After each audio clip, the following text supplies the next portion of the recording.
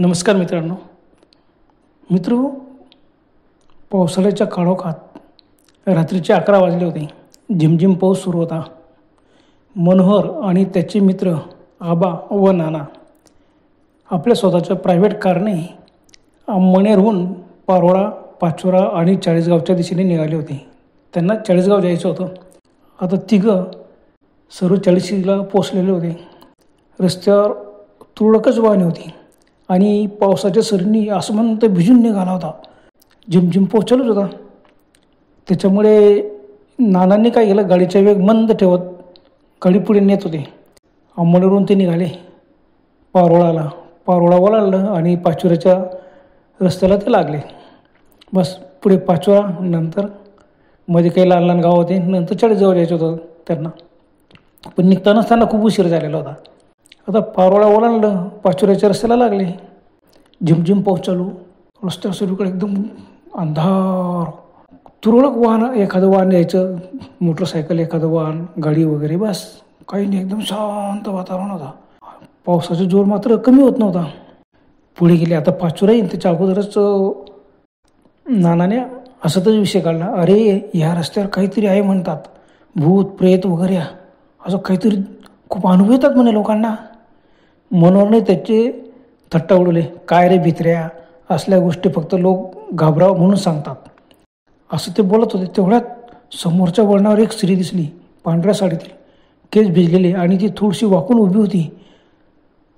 नानाने break दाबले. ही इथे एवढ्या रात्री कशी काय? आजूबाजूला घनदाट झाडी आहेत, सर्व शेती वगैरे सुमसाम रस्ता, आणि ही 35-40 वर्षाची बाई वाटते, आणि इथं कसं का उभी एवढ्या रात्री इथं कशी? सर्व आश्चर्याने पाहू लागले. त्यांनी गाडीतील लाईट लावला. आता नाना गाडी हळू चालवत होते. हळूवार गाडी तिच्यापर्यंत आणली आणि ती स्त्री हलकेच पुढे आली. हात उंचावत थांबण्यास सांगू लागली. आता गाडी थांबवायची की नाही याचा विचार सुरू असतानाच अचानक तिचे डोळे चमकले आणि ती हवेत तरंगू लागली. सर्व मित्र एकदम ओरडले, अरे भूत भूत भूत. बस त्या स्त्रीच्या बाजूने नानाने गाडी एकदम भरधाव पुढे नेली. पुढे गेल्यावरती मागे वळून सर्वांनी पाहिले तर ती स्त्री गायब झाली होती. अंधारात ती दिसलीच नाही. ती अगोदर त्या गाडीच्या उजेडात पांढर सफेद साडी होती, मग अंधारात काहीतरी चमकाला पाहिजे नव्हतं ना, काहीच नाही. आता नानाचा आवाज थरथरत होता. नाना म्हणाले, बघ मी सांगितलं होतं ना, हा रस्ता भुतियाचा आहे. मग सर्व एकदमच घाबरले. काहीतरी अदृश्य स्थिती त्यांच्या मागे होती हे त्यांना जाणवलं होतं. आता हा भयानक अनुभव आल्यानंतर मनोहर, आबा आणि नाना घाबरले होते, पण त्यांना अजूनही काहीतरी जाणवत होते. जणू काही तो प्रसंग संपलेला नव्हता. गाडी आता पाचोरापर्यंत आली. पाचोरा पार करून पुढे जात होती, पण आबाला अचानक अंगभर थंडगार जाणवले. आबाला एकदम थंडी भरली. ते म्हणाले, नाना गाडी बंद कर, काहीतरी चुकीचं वाटतंय, मला खूप थंडी वाजते. नाना म्हणाला, अरे पाऊस बाहेर पडतोय, गाडीत कुठे पडतोय, आणि तुला कसं काय थंडी वाजते? तो नाही, माझ्या अंगाला खूप काटे येत आहे. अरे बाबा गाडी थांबव. तो कुजबजला.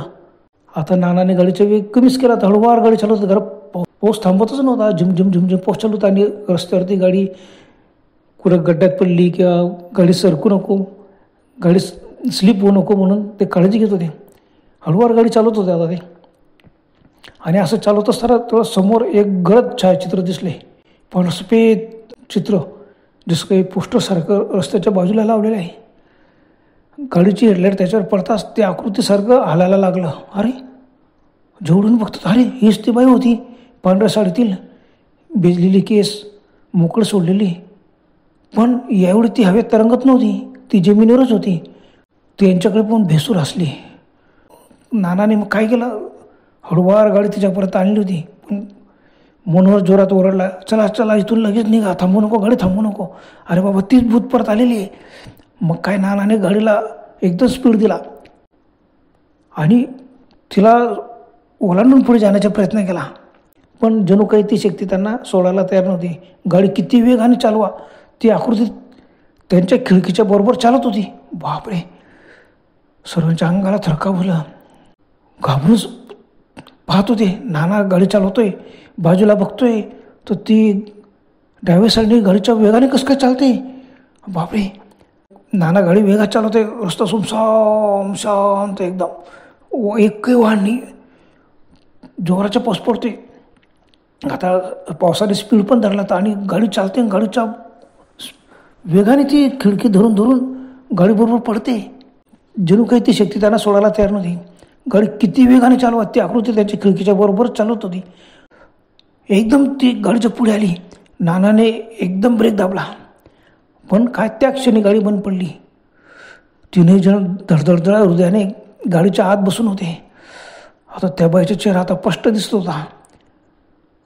गाडीच्या समोर ती उभी, गाडीची हेडलाईट तिच्या चेहऱ्यावर पडलेला, भयसूर चेहरा एकदम, डोळे खोल गेलेले, चेहरा करडा पडलेला होता आणि एक विचित्र बेसूर हसू, एकदम बेसूर हसत होती.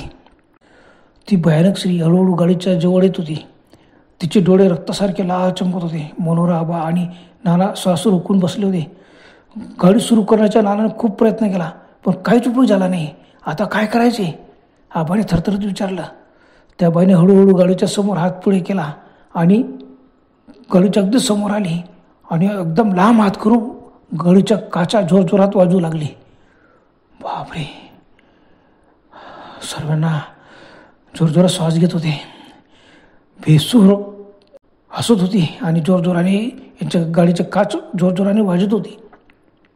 आणि अचानक तिच्या तोंडातून एक बेसूर किंकाळी आली, एकदम किंचाळली, जणू कित्येक आत्म्याचा आक्रोश एकत्रित झाला होता. जोराने किंचाळली.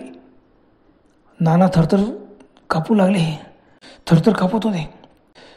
समोर गाडीच्या काचांवरती फटाफट लांब हात करून काचावर मारते. बापरे, काच फुटतील का काय? तिघं घाबरले. आता बाहेर पोहोचलो, पडणार तरी कुठं? दरवाजा उघडून बाहेर पडायला कोणाची हिंमत होत नव्हती. थरथर कापत ते सर्व समोरचा भयानक प्रसंग पाहत होते. ती बाई भास गाडीच्या समोर उभी राहून धडाधड धडाधड त्यांच्या गाडीवरती हातवारे मारत होती आणि तिचे हात इतक्या लांब होत होते, ते काचीवरती जोरात मारत होते. तेवढ्यात नानाला काय माहीत अचानक सुचलं. ते जोरात ओरडले, श्रीराम श्रीराम, जय हनुमान जय हनुमान. आणि आश्चर्याची गोष्ट म्हणजे गाडीने अचानक स्टार्ट घेतली.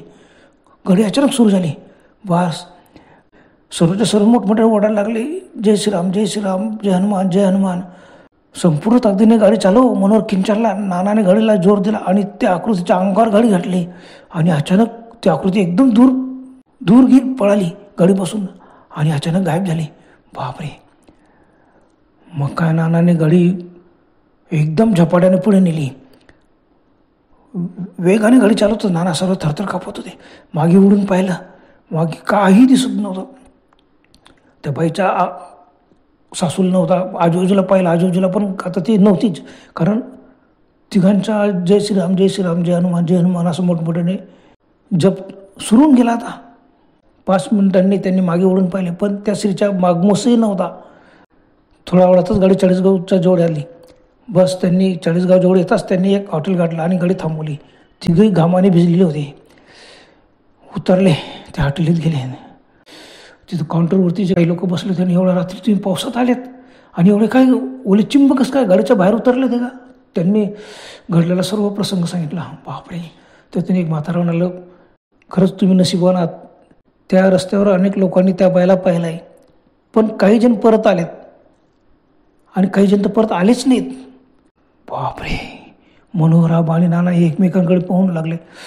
थरथर कापत उभे होते ते. बरं तर मित्रांनो, आजपुरतं एवढंच. पुन्हा भेटूया लवकरच. तोपर्यंत गुड बाय.